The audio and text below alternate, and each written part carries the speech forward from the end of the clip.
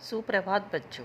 आज मैं कृतिका भाग 1 का पहला चैप्टर पढ़ाऊंगी, इस जल प्रलय में। इसके लेखक हैं फणीश्वर नाथ रेणु। यहाँ बताया है कि इस जल प्रलय में यानी कि बाढ़ की स्थिति में इंसान को क्या करना चाहिए, कैसी तैयारी से रहना चाहिए।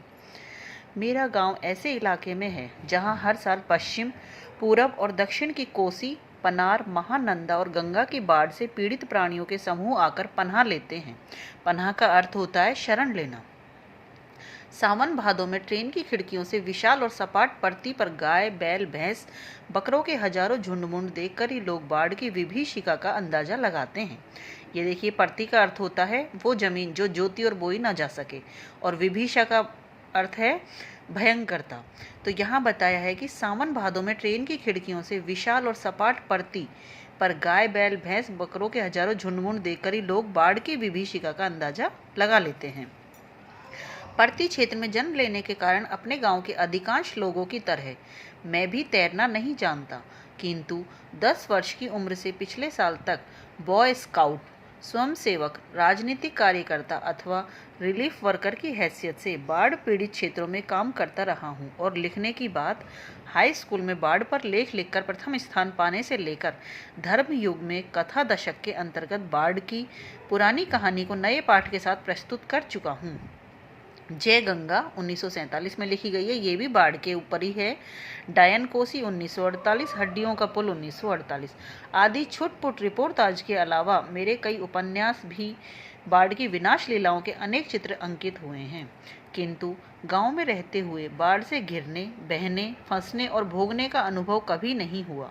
वह तो पटना शहर में सन 1967 में ही हुआ, जब 18 घंटे की अविराम वृष्टि के कारण पुनपुन का पानी राजेंद्र नगर, कंकनबाड़ तथा अन्य निचले हिस्सों में घुस आया था। पुनपुन का अर्थ यहाँ कोई उससे है बांध का पानी अन्य जगह जैसे पहुंच गया है, अर्थात बाढ़ को मैंने भोगा है शहरी आदमी की हैसियत से। इसलिए इस बार जब बाढ़ का पानी प्रवेश करने लगा, पटना का पश्चिमी इलाका छाती भर पानी में डूब गया, तो हम घर में ईंधन, आलू, मोमबत्ती, दिया सलाई, सिगरेट, पीने का पानी और काम्पोज की गोलियां जमा कर बैठ गए और प्रतीक्षा करने लगे।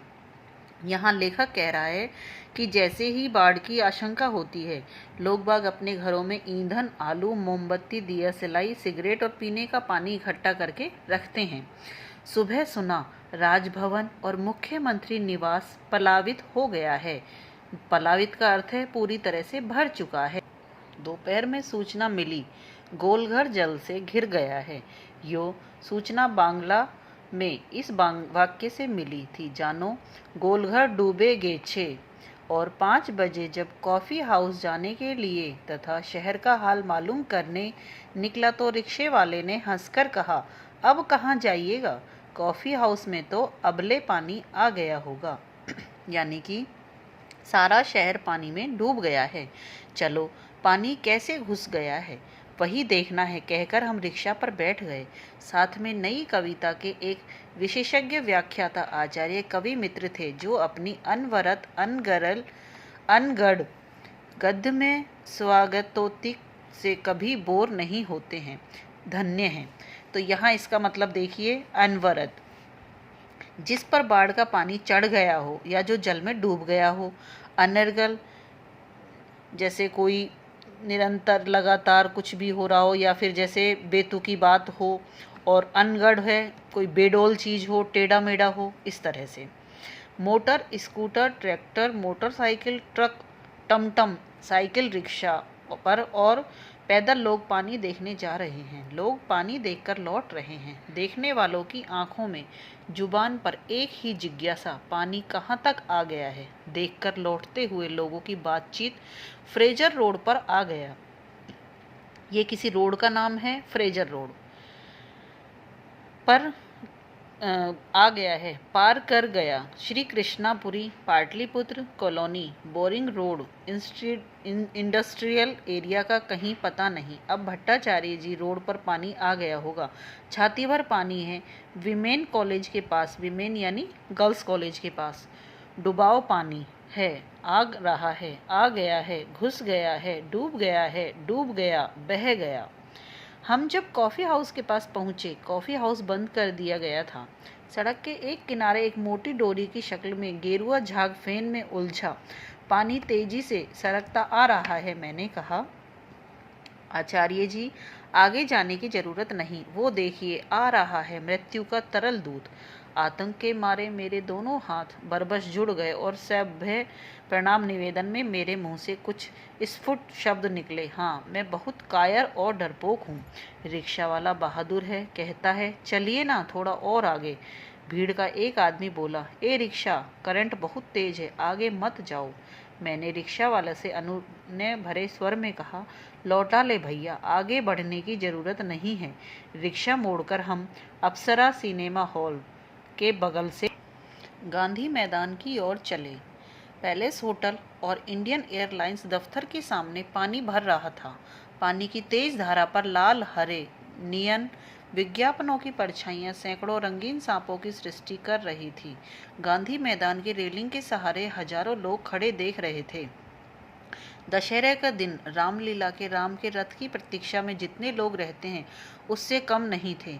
गांधी मैदान के आनंद उत्सव, सभा सम्मेलन और खेल कूद की सारी स्मृतियों पर धीरे धीरे एक गैरिक आवरण आच्छादित हो रहा था। हरियाली पर शने शने पानी फिरते देखने का अनुभव सर्वथा नया था। शने शने का मतलब धीरे धीरे। इसी बीच एक अधेड़, मुस्टंड और गंवार जोर जोर से बोल रहा था, जब दानावल डूब रहा था तो पटनिया बाबू लोग उलटकर देखने भी नहीं गए, अब बूझो। मैंने अपने आचार्य कवि मित्र से कहा, पहचान लीजिए, यही है वह आम आदमी जिसकी खोज हर साहित्यिक गोष्ठियों में होती रहती है। उसके वक्तव्य में दानापुर के बदले उत्तर बिहार अथवा कोई भी बाढ़ग्रस्त ग्रामीण क्षेत्र जोड़ दीजिए। शाम के 7:30 बज चुके और आकाशवाणी के पटना केंद्र से स्थानीय समाचार प्रसारित हो रहा था। पान की दुकानों के सामने खड़े लोग चुपचाप उत्कर्ण होकर सुन रहे थे, यानी कि सीधे चुपचाप खड़े होकर सुन रहे थे। पानी हमारे स्टूडियो की सीढ़ियों तक पहुंच चुका है और किसी भी क्षण स्टूडियो के प्रवेश कर सकता है। समाचार दिल दहलाने वाला था। कलेजा धड़क उठा। मित्र के चेहरे पर भी आतंक की कई रेखाएं उभरी, किंतु हम तुरंत ही सहज हो गए, यानी चेहरे पर चेष्टा करके सहजता ले आए, क्योंकि हमारे चारों ओर कहीं कोई परेशान नजर नहीं आ रहा था।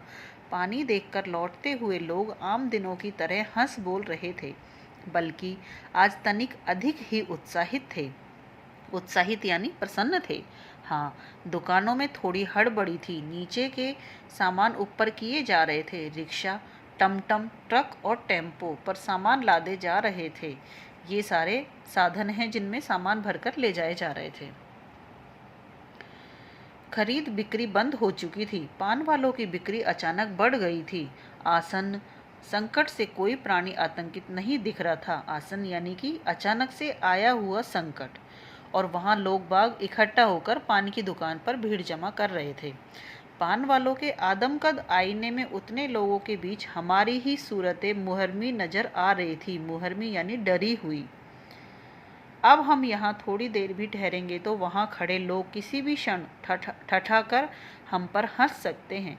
जरा इन बुज़दिलों का हुलिया देखो, क्योंकि वहाँ ऐसी ही बातें चारों ओर से उछाली जा रही थी। एक बार डूब ही जाए, धनुष कोटि की तरह पटना लापता न हो जाए कहीं, सब पाप धुल जाएगा। चलो, गोलघर के मुंडे पर ताश की गड्डी लेकर बैठ जाए। बिस्कोमान बिल्डिंग की छत पर क्यों नहीं? ये कोई जगह का नाम है वहाँ? भाई, यही माकूल मौका है। तो बच्चों, आज हमने जल प्रलय के बारे में पढ़ा है। इसकी जब आगे हम देखेंगे तो इस चैप्टर को आगे पूरा करेंगे अगली क्लास में। आज के लिए इतना ही काफ़ी है। धन्यवाद।